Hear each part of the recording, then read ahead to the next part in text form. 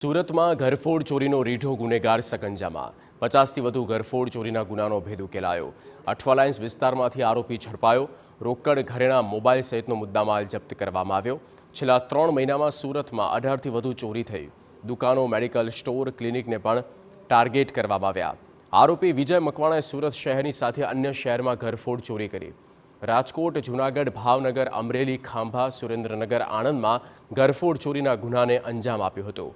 આરોપીની ધરપકડ કરી કાર્યવાહી કરવામાં આવતા વધુ ગુનાઓના ભેદ ઉકેલવાની શક્યતા પોલીસે વ્યક્ત કરી છે।